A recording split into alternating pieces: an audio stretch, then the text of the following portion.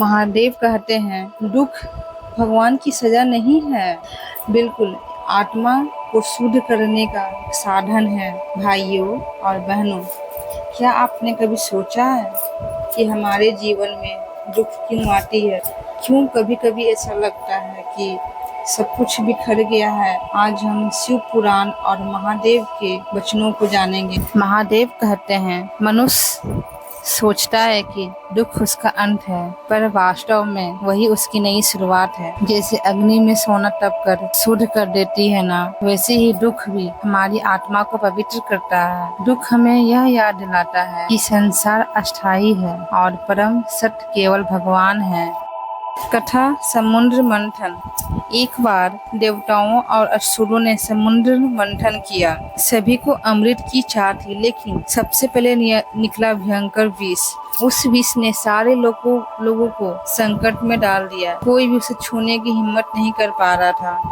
तब सब लोग महादेव के पास पहुँचे। महादेव ने बिना देर किए हुए उस विष को पी लिया और नीलकंठ कहलाए। यह कथा हमें सिखाती है कि जीवन में जब दुख और विष हमारे सामने आए तो हमें भागना नहीं चाहिए। महादेव कहते हैं दुख और धैर्य से जो पी लो वही अमृत बन जाता है।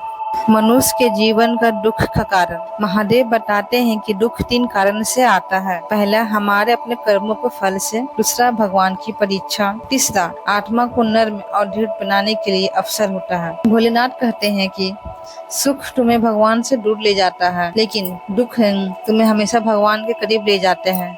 दुख का समाधान। महादेव कहते हैं जो दुख में भी शिव का नाम जपता है वही सच्चा भक्त है। दुख को जीतने में केवल 2 मार्ग है, भक्ति और धैर्य। रोज 5 मिनट ओम नमः शिवाय का जाप करें। हर परिस्थिति में आभार व्यक्त करें। सेवा और दान को जीवन का एक हिस्सा बनाएं। जब हम ऐसा करते हैं तो दुख भी सावधान का मार्ग बन जाता है।